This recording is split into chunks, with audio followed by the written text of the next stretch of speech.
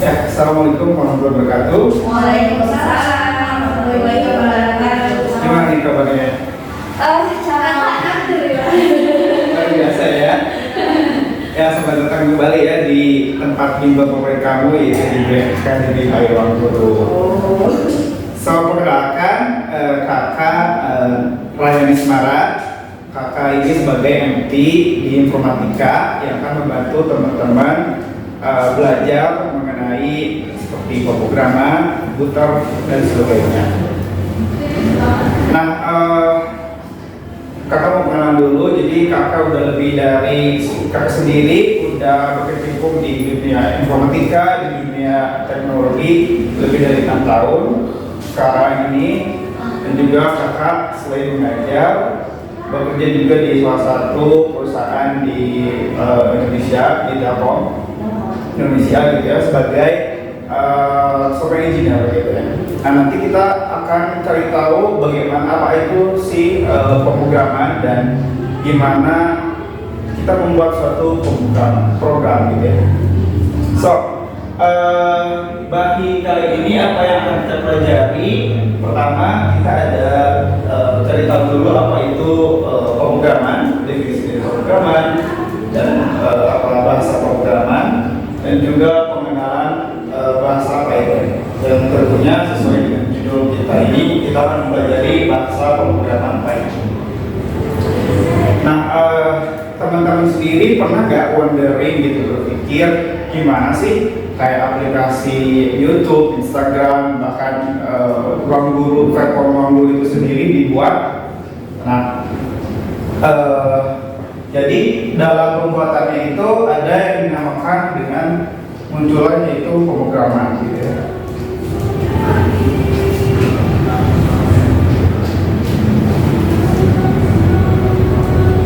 Pemrograman.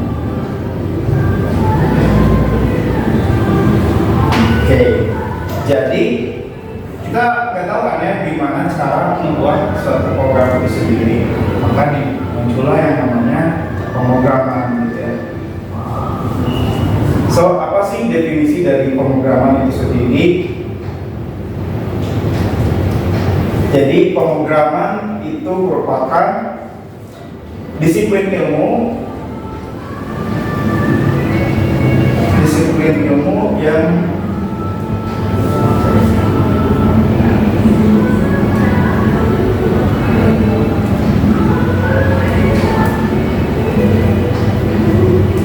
membahas,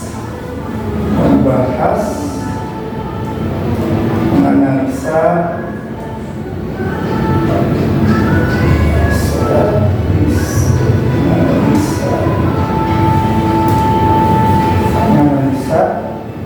dan juga memelihara suatu kode pemrograman.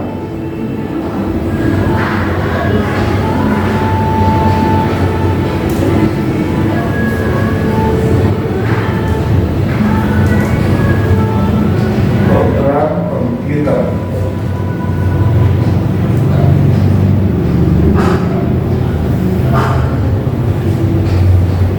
Nah, dari pemrograman ini disiplin ilmu, jadi definisinya itu adalah disiplin ilmu yang membahas, menganalisa, dan memelihara suatu kode programan komputer gitu ya. Nah, gimana sih caranya kita menginstruksikan komputer itu bisa membuat suatu program gitu ya? Apakah kita langsung bicara komputer, komputer buat program gitu? Nah, makanya muncullah suatu bahasa pemrograman. Oke, maka muncul ini turunannya bahasa pemrograman gitu ya.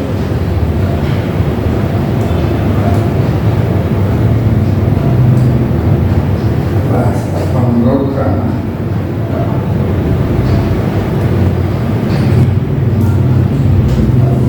Nah, makanya muncul bahasa pemrograman.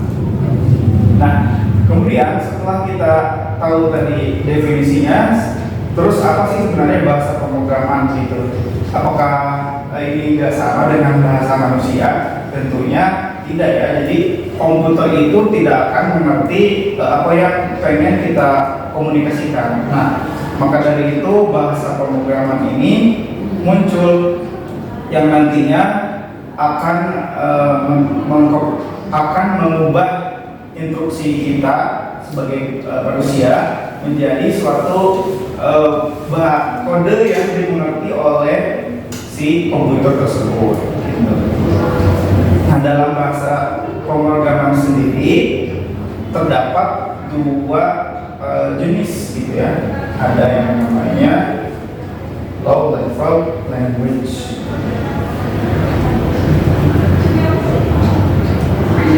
Low level language dan juga high level.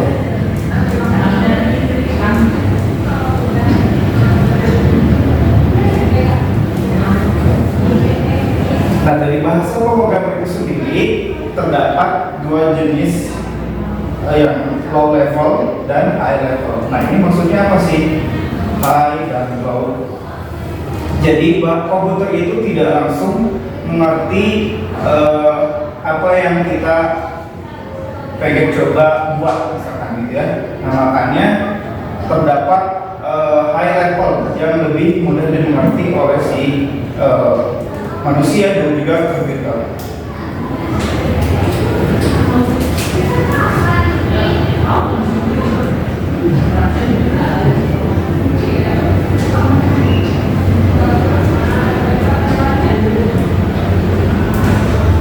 Bahasa tingkat tinggi yang memungkinkan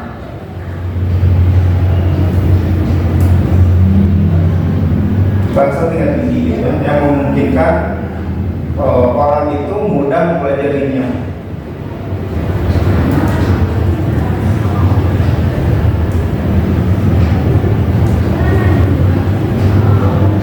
Yang mudah dipelajarinya gitu ya, oleh manusia gitu ya. Sedangkan si low level language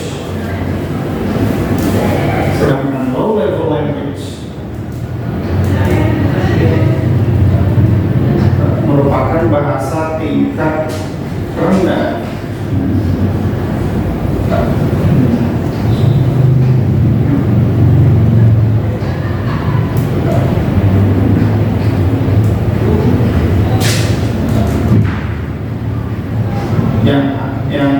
yang hanya dimengerti komputer.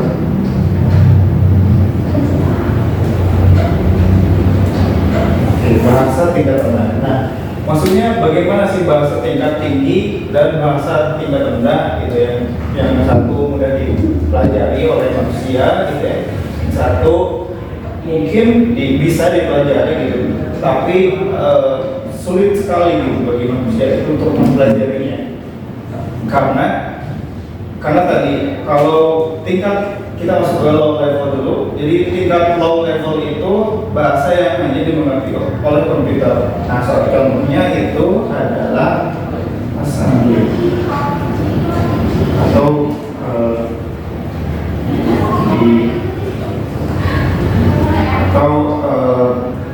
ininya yaitu bahasa miskin gitu ya. Bahasa miskin yang dimana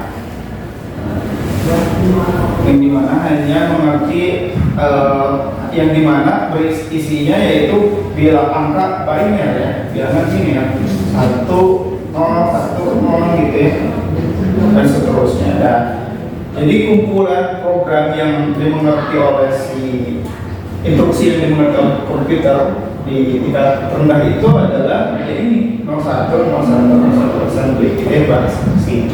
Nah, sedangkan bahasa tingkat tinggi itu sendiri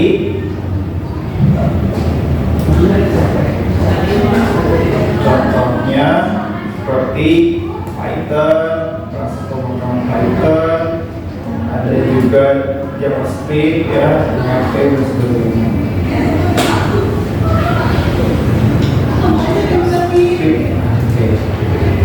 Nah, Python, JavaScript gitu ya, dan masih banyak lagi kayak PHP dan sebagainya. Nah, jadi tingkat tinggi ini mudah dipelajari oleh manusia gitu, kita sebagai manusia gitu. Karena instruksinya itu lebih mirip ke bahasa seperti bahasa Inggris gitu ya. Misalkan ketika kita buat suatu mendeklarasikan kita ingin membuat aplikasi yang menampilkan tampilan hello world gitu ya, atau hello cantik gitu ya. Nah, maka di bahasa Python itu mudah gitu. Kita tinggal print hello world.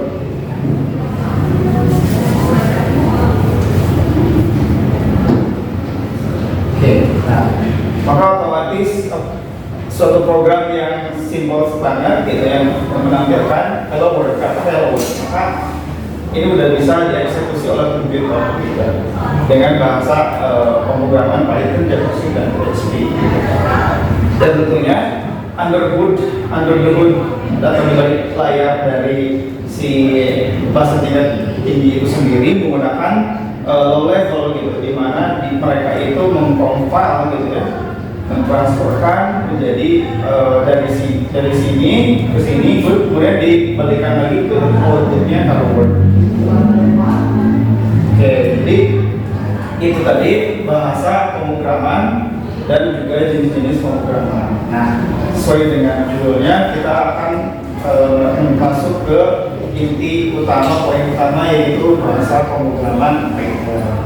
Nah, dari teman-teman semua nih kira-kira udah jelas sebelumnya itu pemrograman dan bahasa pemrograman itu sendiri jenis-jenisnya. Ya. Oke, terus ya. Oke. Terus kita masuk ke inti utama kita ya, bos. Kita yaitu Python itu sendiri. Bahasa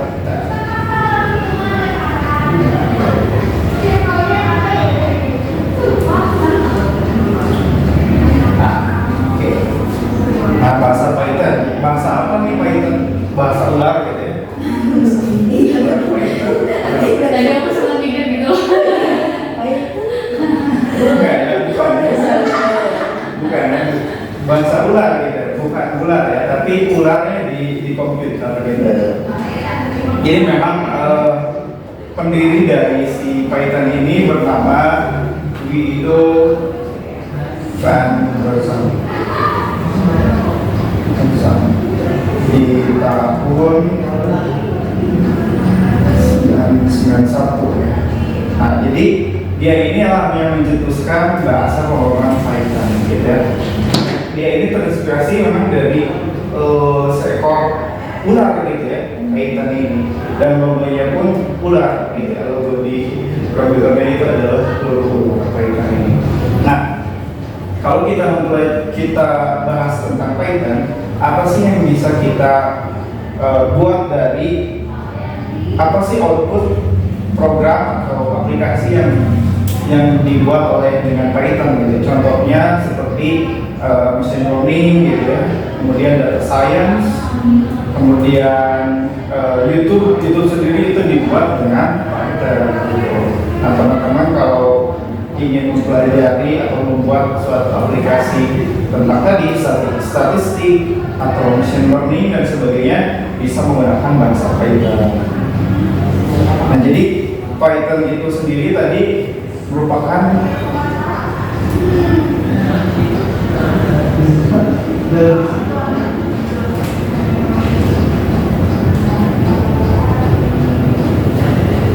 high level gitu ya.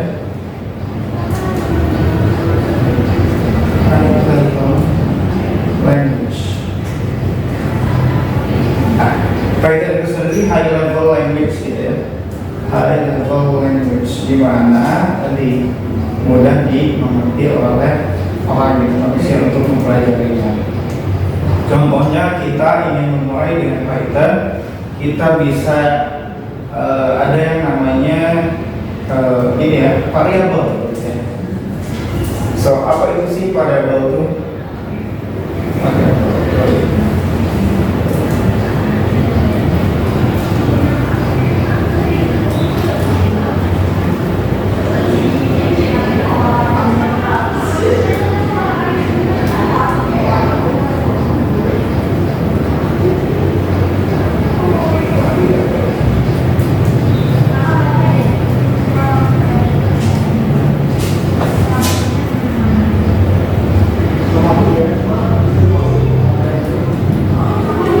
So, dalam pembuatan aplikasi itu sendiri terdiri dari beberapa unsur gitu ya. Nah, salah satunya ada yang namanya variabel. Nah, variabel itu sendiri seperti hal di matematika, di mana variabel ini bisa dimasukkan suatu angka gitu ya, suatu value nilai gitu ya. Nah, jadi dalam pemrograman pun sama, variabel ini digunakan sebagai wadah.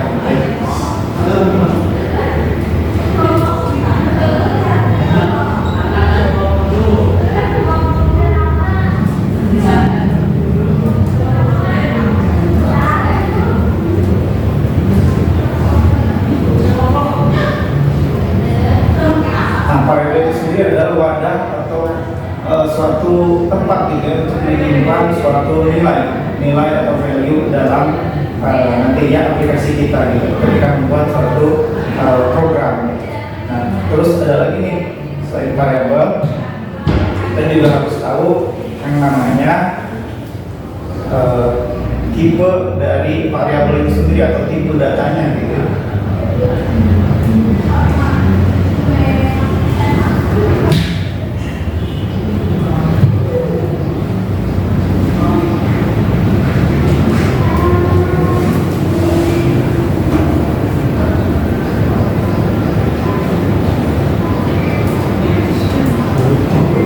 Jenis dari variabel itu sendiri, jenis suatu data.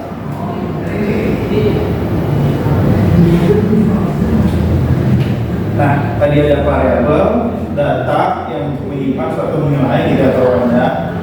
Nah, kemudian ada tipe data itu sendiri gitu. Nah, tipe data itu adalah jenis suatu data gitu. Maksudnya gimana nih?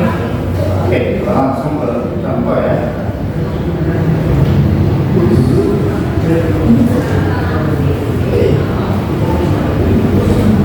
Contoh, kita coba contoh dalam membuat program dari Python.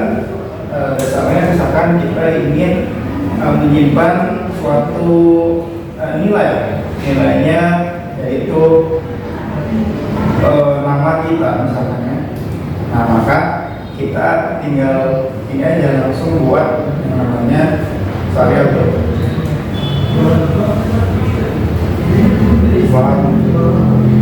Langsung dituliskan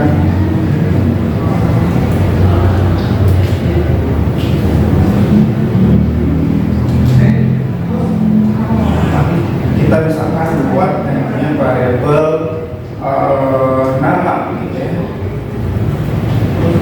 Nah, dalam penulisannya kita juga menggunakan sama dengan gitu. Nama sama dengan misalkan Raihan gitu ya. Nah, ini yang disebut variabel data tadi gitu ya. Variabel atau data tadi.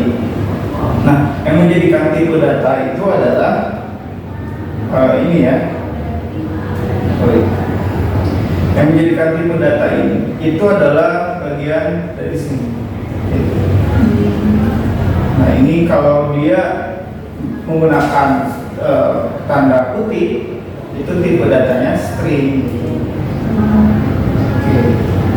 atau karakter gitu ya. Oke, misalkan kita mau menuliskan yang lain, misalkan umur gitu ya. Kita menuliskan variabel di pemrograman kita. nomor 20. Nah, dengan tanpa kutip ini, dia otomatis dari Python itu mengetahui bahwa tipe data ini adalah integer gitu ya,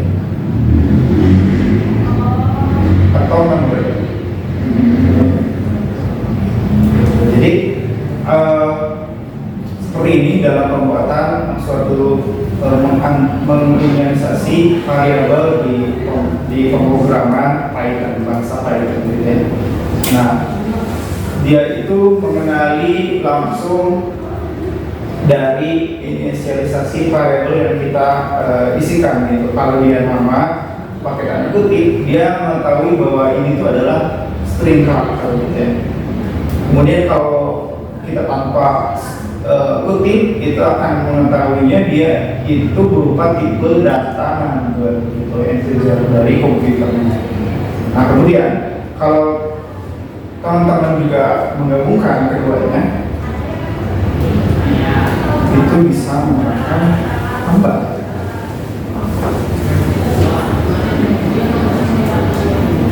Oke, misalkan alamat gitu ya.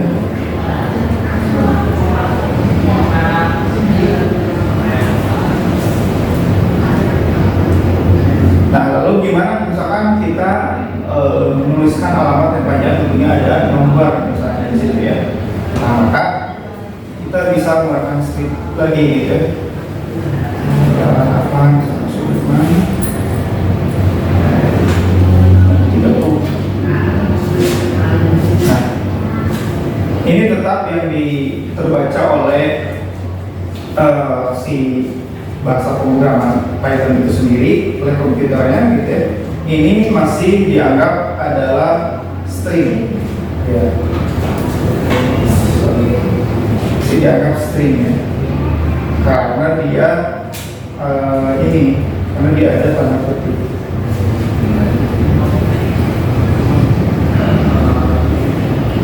Nah, ini masih dianggap string ya, karena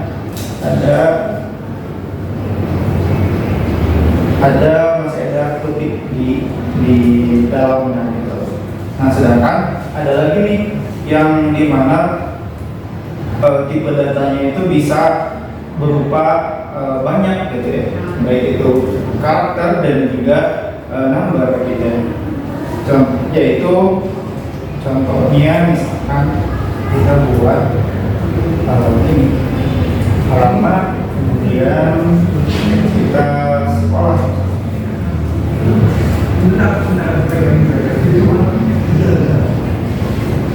Tulisannya sekolah.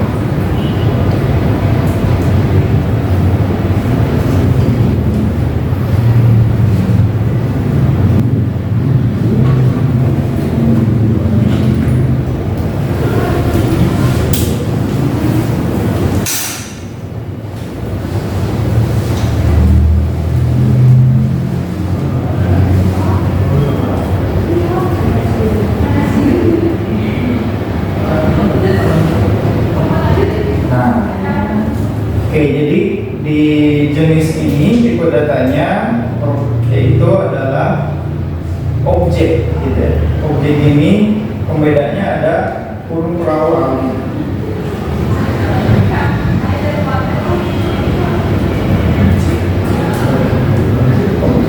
Ada yang namanya kurung perawan ya, dalam penulisan inisialisasi variabel. Nah, otomatis Python ini akan mendeteksi bahwa tipe data ini merupakan objek gitu.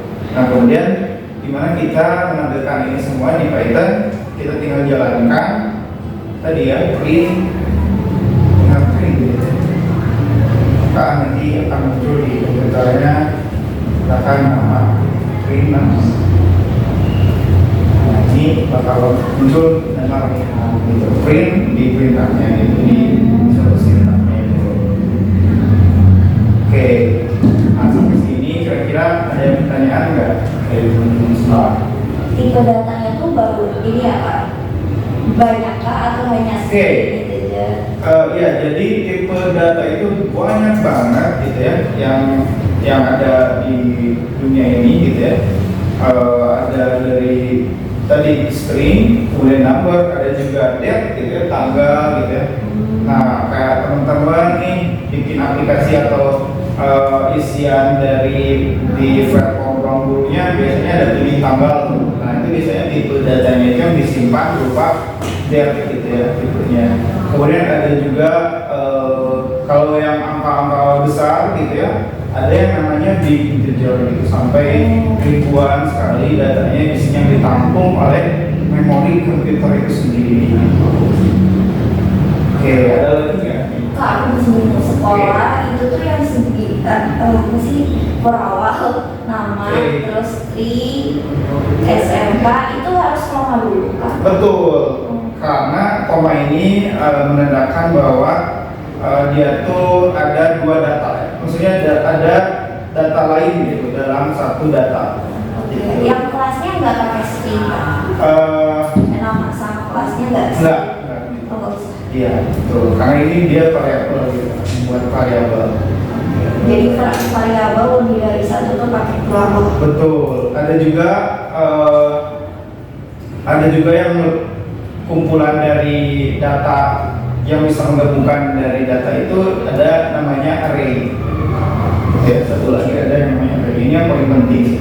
Jadi biasanya yang commonly gitu ya, yang biasa digunakan itu adalah string, integer, objek, kemudian ada juga array.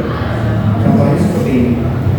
Kita punya misalkan membuat di kaitan itu, kita ingin membuat array dari suatu alamat. Provinsi lebih. Nah, ini terusan variabelnya seperti ini, provinsi ini. Biasa equal gitu ya. Nah, kemudian kita menggunakan kurung siku. Nah, baru kita masukin variabel kan berubah.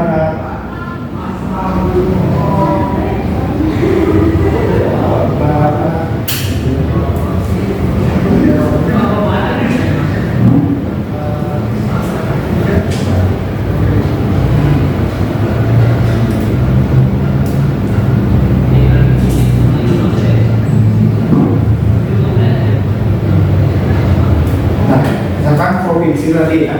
Jadi ada Jawa Barat, Jawa Tengah, dia ingin menggabungkan semua data gitu dalam satu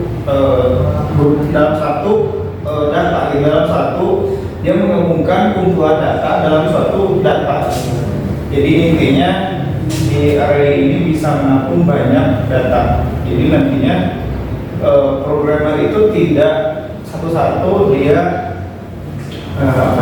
menampilkan datanya gitu. Jadi kalau pakai array ini dia lebih bisa banyak gitu. Jadi tinggal sekali tampilkan keluarnya banyak gitu datanya. Jadi sama objek apa?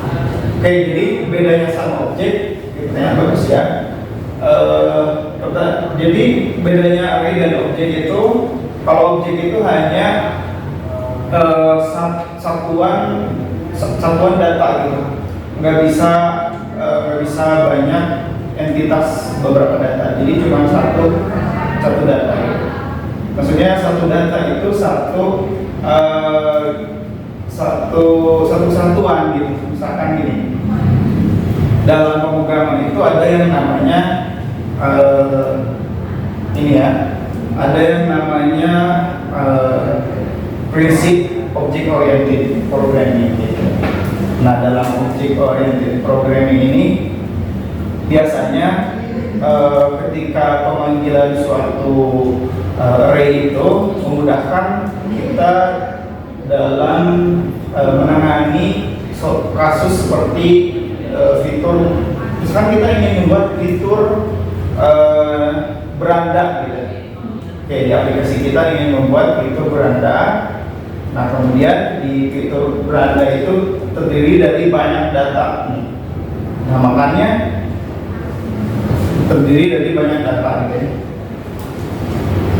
Oke, kita gambarkan misalnya. terdiri dari banyak data. Ini data kita ada foto, ada teksnya gitu ya. Dan itu berapa?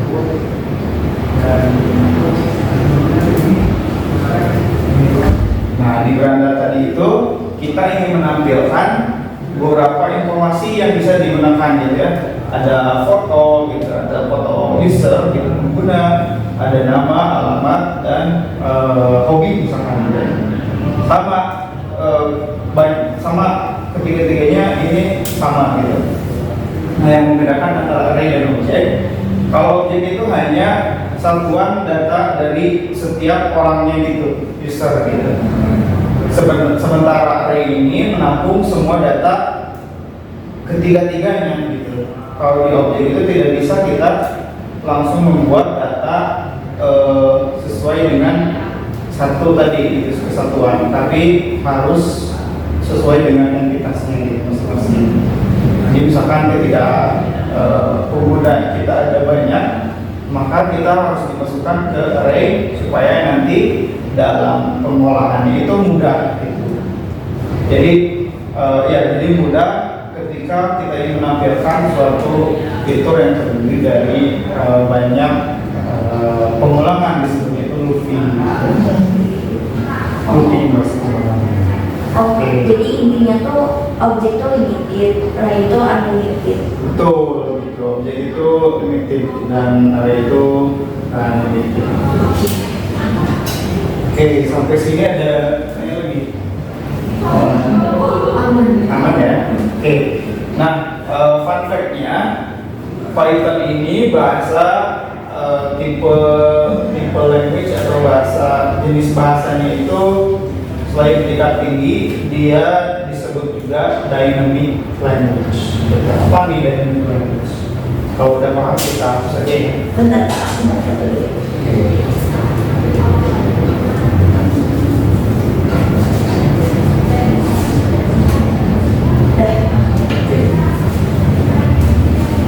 Kita masuk ke sini.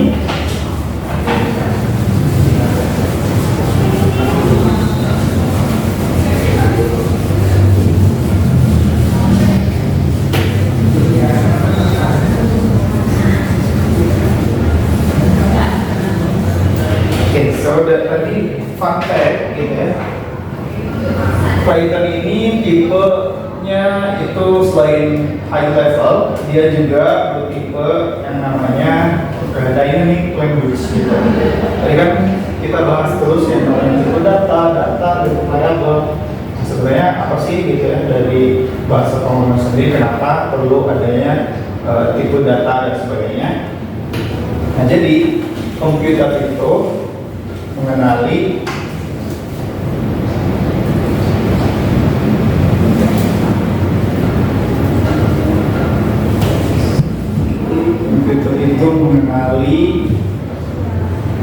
beberapa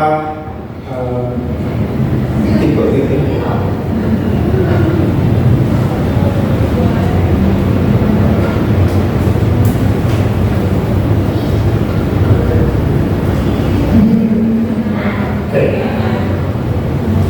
Nah, tadi komputer itu mengenali yang namanya tipe data gitu ya, string dan juga binary gitu ya,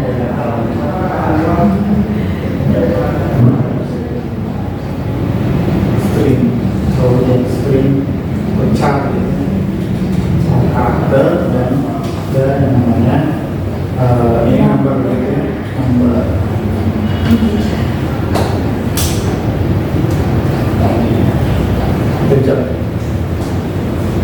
Nah, si komputer ini dia itu bisa mengenali langsung dia ini, oh ini adalah string yang diinstruksikan oleh kita sebagai pembuat programnya. Oh ini string, oh ini adalah number gitu. Nah, sementara si bahasa pemrograman sendiri ada yang langsung mengenali bahwa tipenya itu adalah number atau karakter, ada juga yang perlu diinisialisasi gitu di awal. Contohnya adalah bahasa pemrograman JavaScript atau TypeScript, scripting language. Kita coba. Nah dari situ bahasa pemrograman ini ada jenisnya juga gitu ya.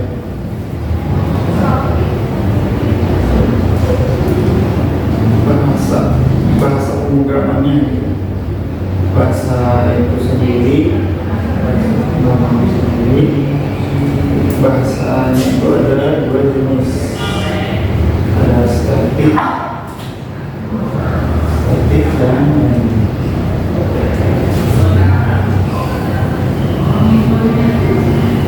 ada static dan dynamic. Nah maksudnya static dan dynamic itu apa? Tadi ya kita masuk ke dynamic dulu.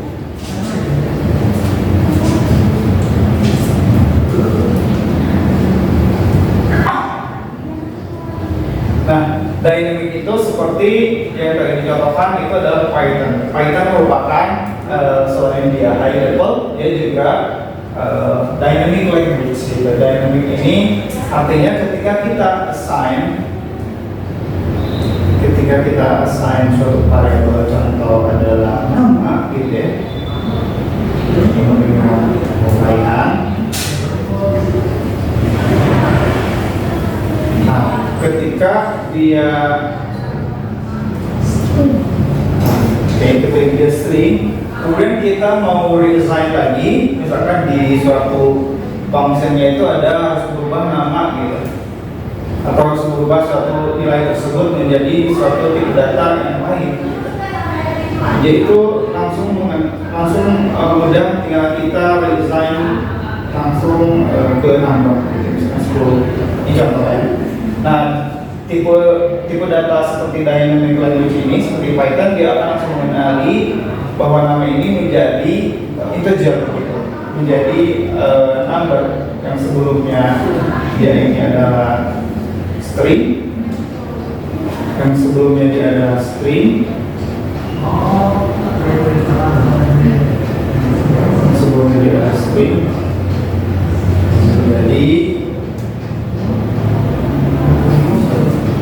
jadi kecil atau number gitu ya.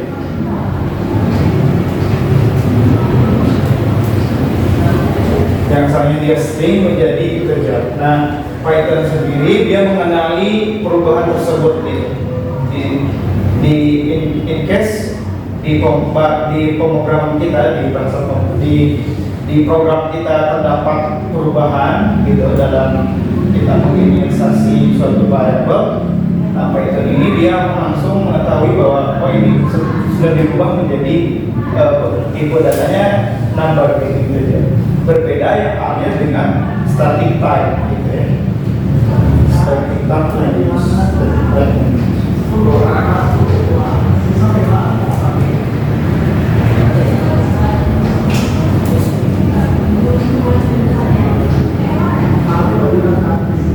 contohnya ada di TypeScript atau di Java, bahasa Bapak dari bahasa Java atau C++,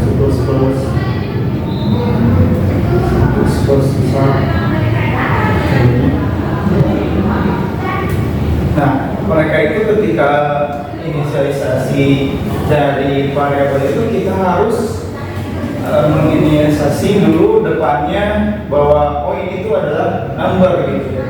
Misalkan kita ingin membuat variabel tadi umur gitu. Nah, dalam kasusnya bahasa pemrograman TypeScript, dia harus menuliskan dulu yang namanya tipenya gitu. Fonts ya. Kalau di variabel kalau di TypeScript itu ada yang namanya fonts, umur, titik 2 integer.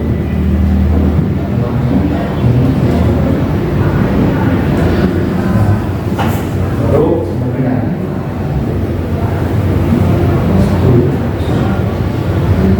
fonts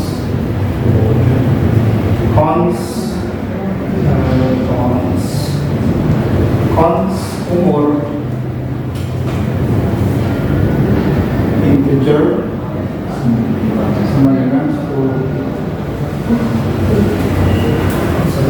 cons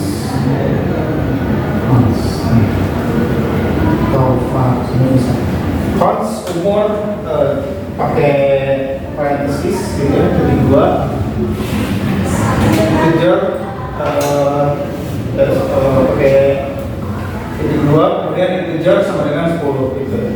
Nah maka si tadi bahasa pemrograman Tarsius tadi mengenali bahwa umur ini adalah integer.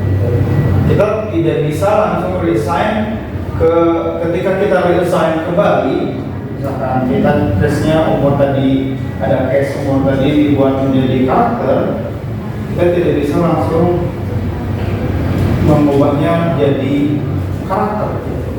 Ini akan error dalam bahasa pemrograman. Ini akan menyebabkan error yang terjadinya error. Maka ketika kita membuat variabel di static type language, diharuskan kita menginisialisasi tipe datanya juga. Gitu.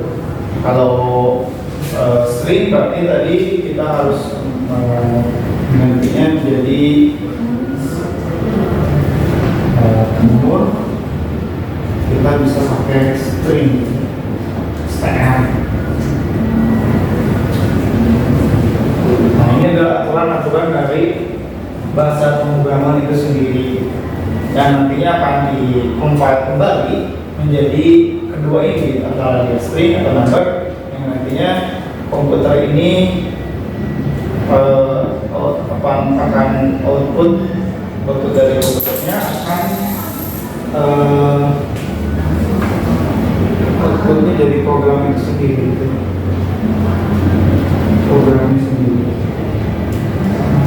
programnya itu sendiri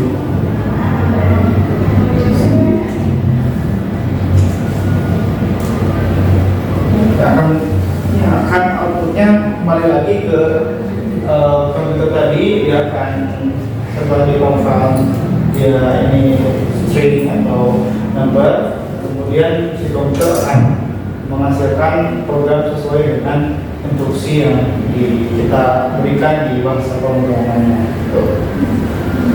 Oke, sampai sini kira-kira udah cukup apa belum paham? Kurang. Kalau yang static type programming language yang umur di bawahnya kan di atasnya itu cons dulu ya, baru umur, integer sama dengan 10. Nah kalau yang di bawah tuh tulis cons lagi atau langsung umur titik 2 string sama dengan ya kita nggak usah lagi tulis cons lagi. Oh jadi langsung yang umur betul. Yes betul. Jadi langsung gitu. Nah bedanya dengan Python ini dia nggak perlu yang namanya inisialisasi cons atau variabel. Kita langsung nulis nama, dia udah tahu bahwa ini variabel. Oke, sampai sini cukup ya.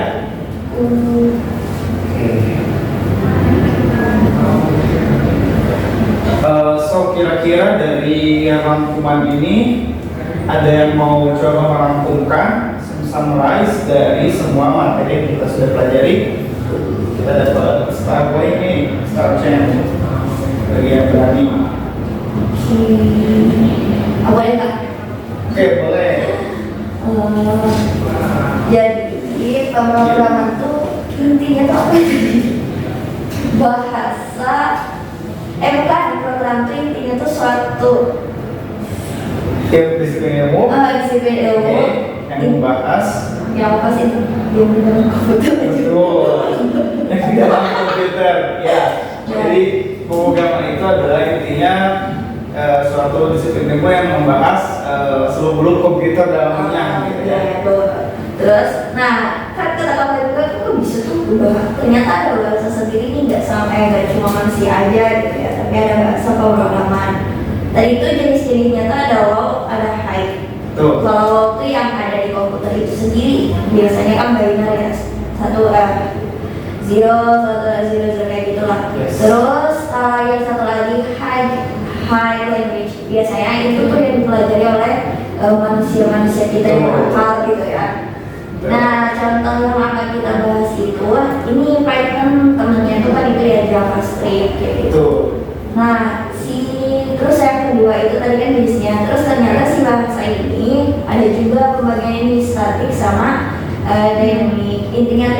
Kalau statik itu nggak pertama mungkin tulisannya agak ribet. Terus yang keduanya itu dia emang harus lihat lagi nih apa yang mau diubah kayak gitu, susah untuk langsung di remake-nya. Tapi kalau Dynamite itu ya udah tinggal apa yang mau diubah, terus tinggal balik lagi si type datanya itu apa string, integer, object kayak gitu sama array. Terus yang tadi ini deh pengenalan items. Oke, thank you nih buat cuma poinnya 3 ya, 5 harus 5 ya. Dapat start jam ya.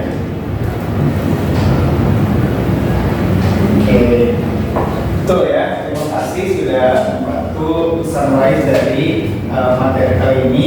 Jadi ya tadi apa yang dikatakan ini betul. Jadi pemrograman intinya adalah disiplin ilmu yang suatu ilmu gitu ya, mempelajari komputer serta dalamnya itu software atau program itu sendiri gitu ya.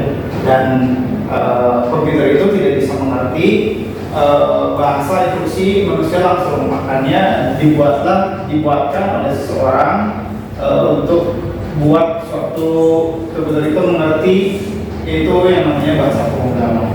Nah, dari bahasa pemrograman itu sendiri terdapat jenisnya gitu, ada yang low level dan ada high level gitu, dimana low level dia langsung dimengerti oleh suatu mesin instruksi, dan kemudian high level itu tidak bisa langsung dimengerti oleh si komputer atau mesin gitu ya. Maka dia harus ada yang namanya compiler dulu. Makanya ketika di high level itu banyak sekali sintaks-sintaks atau aturan-aturan yang lebih mudah dimengerti atau mudah dibaca oleh manusia itu gitu ya.